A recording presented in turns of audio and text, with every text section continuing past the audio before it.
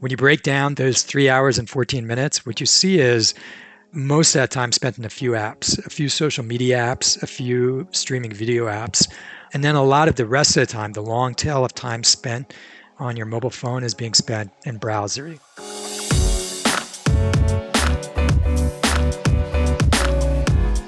Hey gang, it's Thursday, September 2nd. Yory and listeners, welcome to the Behind the Numbers Daily, an eMarketer podcast made possible by VTEX. I'm Marcus. Today I'm joined by one of our principal analysts covering technology. It's Yory Wurmser. Hey Marcus, how are you? Hey chap, very well. Thanks for asking. How are you? I'm doing well. Good, thanks. So today's fact: nobody born after 1935 has walked on the moon.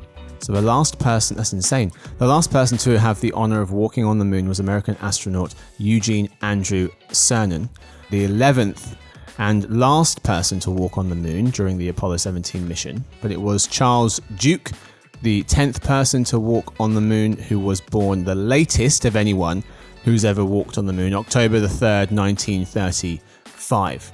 The last time someone walked is generous, bounced on the moon, was nearly 50 years ago.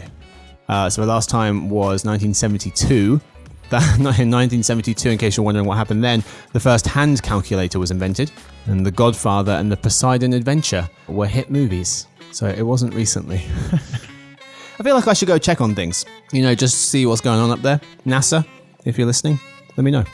Anyway, today's real topic: how people are spending time on their smartphones.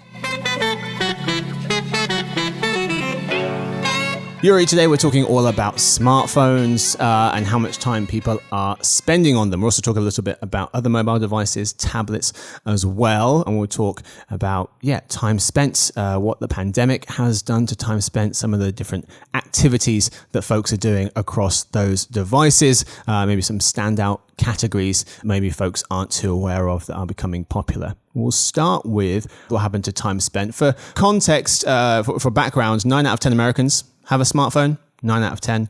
So definitely most. However, it's just 7 out of 10 for over 65-year-olds. So it's not everybody. But Yory, with regards to mobile time spent, and we should first explain what we mean by mobile time spent, I guess. What do we mean when we're referring to the word mobile? We're referring to any mobile device, either tablet, smartphone, feature phone, anything like that. Right. We count all of those things as mobile. Exactly. So mobile as a whole, what happened to time spent on mobile from 2019 to what we expect will happen in 2022 next year? Yeah, well, as you might expect, there was a huge jump in mobile time spent between 2019 and 2020 due to the pandemic. So we estimate that the average U.S. adult spent an additional 31 minutes per day on their mobile devices in 2020 compared to 2019. And if we look to this year, it's a small jump from 2020 because obviously people had this gigantic leap in 2020, but we're expecting an additional 7 minutes, so that the average U.S. adult is spending 4 hours and 23 minutes on their mobile device this year, and that gentle increase of 6 minutes a year, 6 or 7 minutes a year, should continue for the next few years. Mm-hmm. And when we're talking about mobile, most of that is smartphone, correct? Yeah, that's right. The average U.S. adult spent a little over 3 hours on their smartphones in 2020, up from a little over 2.5 hours. So nearly, I think it was a 28-minute jump between 2019 and 2020. But you can see it's about 3/4 of the mobile time is being spent on smartphones. Yep. And most of the rest on tablets. Yep. Then this year, folks will add another 8 to 9 minutes of smartphone time to their lives. Next year, they'll find another 8 to 9 minutes to add. So by 2022, Americans will be spending the 3 hours and 20 minutes per day on their smartphone devices. That's good enough, Yory, for a quarter of all media time being spent on smartphones. Overall media time, though, we've got at about 13 hours and 12 minutes per day this year. There is overlap there. If you're on your smartphone and watching TV at the same time, we count an hour for each. That bumped up by an hour, 2019 to 2020, and then is ticking down a little bit over the remaining years. So as smartphone time does go up, you see things like TV time is coming down somewhat, radio a fraction, print a fraction as well. We mentioned smartphones accounting for the majority of mobile, but tablets is in there as well. How did the pandemic affect time spent on tablets? So before the pandemic, we had expected tablets to slowly, very slowly, start losing time. And what we saw in 2020 was actually a jump in time spent on tablets. Went from an hour and 9 minutes in 2019 to an hour and 13 minutes in 2020 for the average US adult. So a almost 6% jump in time between 2019 and 2020. So turned around a little bit that slow, gentle decline that we had been expecting. But that was short lived because by 2021, so this year, we're expecting 2 of those minutes to have faded away and that gentle decline will resume, but from a slightly higher base.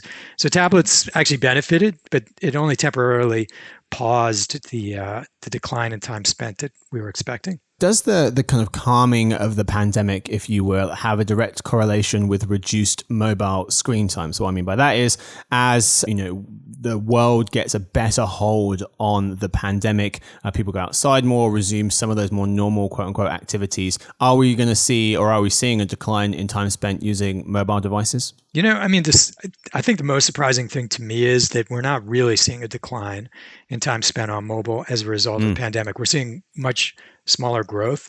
So basically, we had a big spike in 2020 due to the pandemic. But a lot of those behaviors are new behaviors now that people have just adapted, whether it's streaming movies on their phones or ordering online or shopping through their phones. People have not always have done that for a long time now, but they did more of that during the pandemic. They got used to it.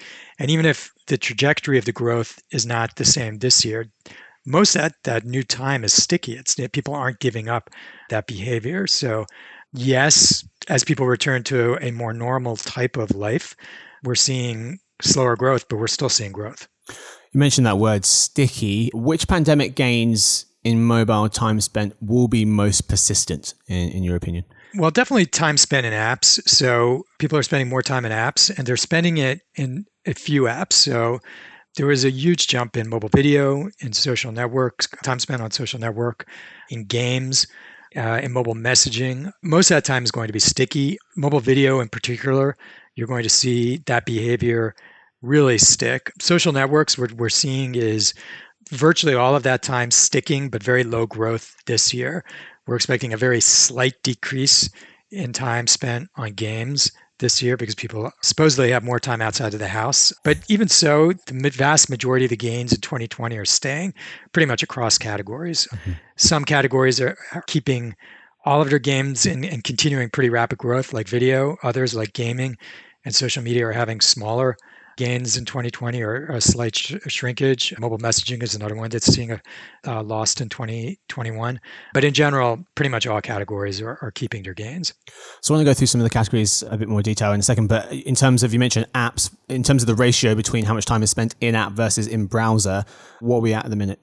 Right now, we're spending, I'm talking about in 2021, we're spending about 52 minutes a day in browsers and 3 hours and 14 minutes in apps. Wow. So, a strong proportion of our time is being spent in apps. Now, that stat is a little bit misleading because when you break down those 3 hours and 14 minutes, what you see is most of that time spent in a few apps, a few social media apps, a few streaming video apps, and then a lot of the rest of the time, the long tail of time spent on your mobile phone is being spent in browser, shopping or going through news or linking to sites that someone recommended. Most of that's happening in browser, but when you look overall, those giant time-sucking apps like Facebook or Instagram or YouTube, any of those add up to a lot more time than browser time. So in terms of by activities, so mobile app activities, the average time spent and those in the US, we have figures for those. So this year, social networks, 50 minutes a day, video, 39 minutes a day, games, 24, messaging, 19. But at the top of that list is audio, Yory, which is quite surprising. Social networks, it makes sense. If you look at our average time spent by users in the US across social networks, TikTok went from second place in 2019 and exploded into first place by 2020 and is going to maintain that lead ahead of Facebook. So more people are spending time on TikTok than Facebook from last year, 2020, this year, and each of the next 2 years as well. You see Facebook in second place. You see see Twitter in third place. So that kind of explains social networks' increase or sustained increase in time spent, but audio topping the list. Surprised by that? And what do you think is going on there? Yeah, and let me just jump back for a second to your stat on social media. Facebook is second now per user, so per Facebook user overall. And for the average US adult, Facebook is still ahead because most people use Facebook. But you're right, TikTok did leap ahead in time spent per average user. Audio is really interesting for a couple of reasons. First of all, we expected audio to shrink in 2020 a little bit because people weren't commuting as much. People weren't listening to podcasts on their commutes. They weren't streaming as much audio during their commutes. At least that was our expectation. That is not what happened. Audio actually increased. People really have learned to love listening to podcasts and streaming music on their mobile phones. So we saw a 5-minute increase, which wasn't a huge spike compared to other categories in 2020. But what we're seeing is pretty consistent growth going into 2021 because it didn't have that spike. We didn't have that big, that artificial boost from the pandemic. You're seeing kind of a more organic growth path for audio, and we're not expecting that to really slow down. I thought an interesting category here was video, because historically the thought of increases in video has been with the smartphone, but CTV is definitely making its moves there. The growth in digital video primarily driven by CTV, not smartphones. So 2019 to 2021, time spent watching digital video grew by 38 minutes, but of those 38 minutes, CTV took up 25, mobile added nearly 10, and computers added 3. So of the 2.5 hours a day folks spend watching video today, an hour and 12 comes from CTV, 51 comes from smartphones, and 26 from computers. So I thought it was an interesting dynamic once you open up what's going on within the world of digital video. Yory, your report, which you just put out this summer, US time spent with mobile 2021, pandemic gains stick even as growth cools. In that report, you mention a line that says the importance of mobile gaming in the app economy is enormous. How come? I mean, it's one of the biggest ways that people spend money on their phones. So when you think about app stores and a lot of the debates over, how much commission places like Apple and Google get, a lot of that is based on the commissions they're earning on games, on game downloads, on in-app purchases during gameplay. It's just a huge amount of money. And if you look at the numbers, these are numbers from App Annie. 70% of global in-app purchases in 2020, which is about $100 billion, go through games. So 70% of the in-app purchase volume in the world goes through games. Gosh. So what other app categories, if any, stand out to you and why? In terms of the app economy or just in mobile time spent? In terms of mobile time spent, yeah. So mobile messaging is another area that had a big boost in 2020 as people did a lot of video calling through their messaging apps, just spent more time connecting to people remotely. We're seeing a little bit of a dip this year. Some of the areas where we saw a big dip in 2020 were things like travel or navigation, events, apps. Those types of apps, we expect to see a rebound and a pretty healthy rebound this year and continued growth in the next few years. But they definitely had a rough year last year. All right, that's all we've got time for the first half. It's time now for the halftime report, where we summarize the key takeaways from the lead story in about 20 seconds or so. Yory, what kind of takeaways you got for us? Just that mobile was benefited pretty tremendously by the pandemic. People spent a lot more time, but those gains are really sticky. These are new behaviors. It's not just a temporary spike. People have really adapted to spending a lot more time on their mobile devices. For even more detail on this conversation, US time spent with mobile 2021 is the name of Yory's report. Pro subscribers, you can check that out right this second. All right, that's all we've got time for the lead story. Time now for In Other News, but first a quick word from our sponsor, VTEX.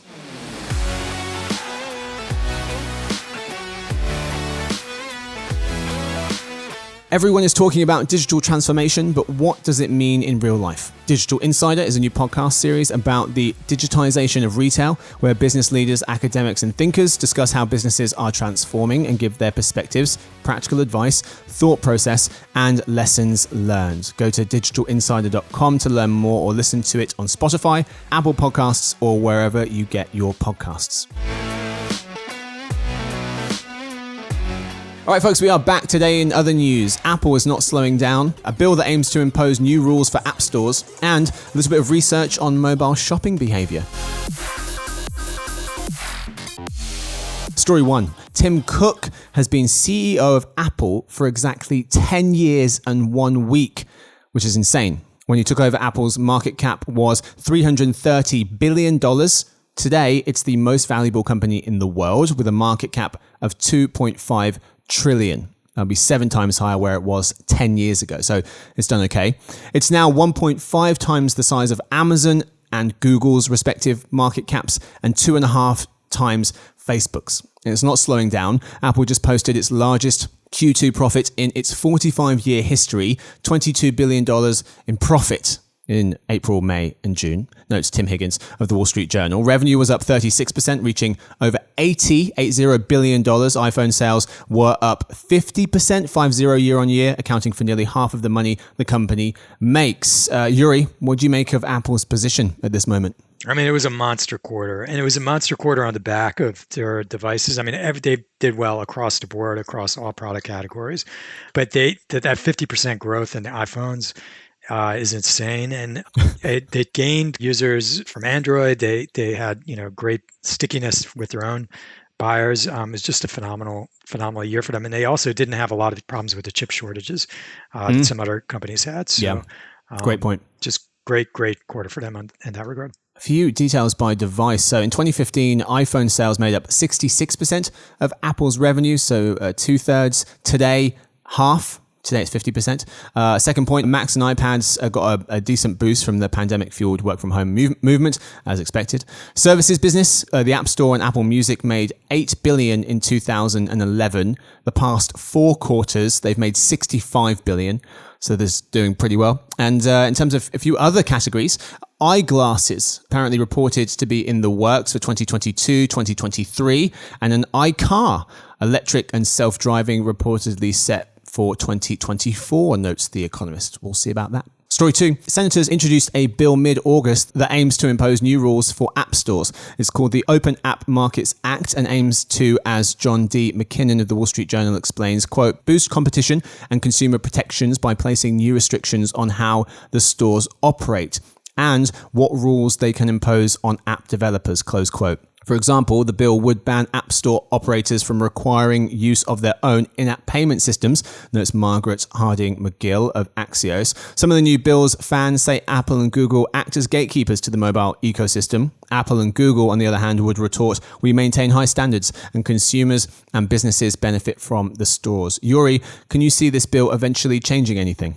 Yeah, I mean, it's following along a trend where an antitrust trend in this country where you're seeing a lot more pressure for antitrust laws, including things like App Store or marketplaces. So, yeah, I think there's a decent chance that these moves will put additional pressure on Apple. And Apple's already feeling that in court suits from, Epic and challenges by Facebook and other companies, and have started to slowly respond by loosening their commission structure a little bit, extending to 15% commission indefinitely, letting companies or apps or developers send emails or texts to let users know that there are other payment options.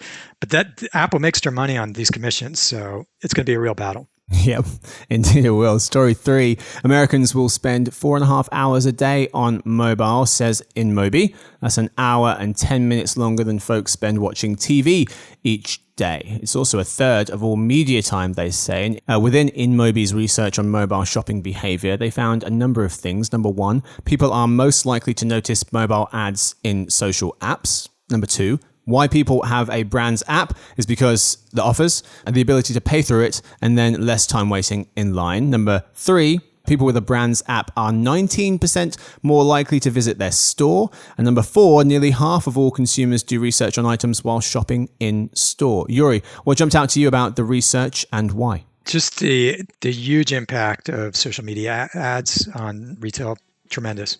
Absolutely. That's all we've got time for. For this episode, thank you so much to my guest. Thank you, Yory, for hanging out. Yeah, my pleasure. And thanks to Victoria. She edits the show. Thanks to everyone listening. And we'll see you guys tomorrow for the Behind the Numbers weekly listen, the eMarketer podcast made possible by VTEX.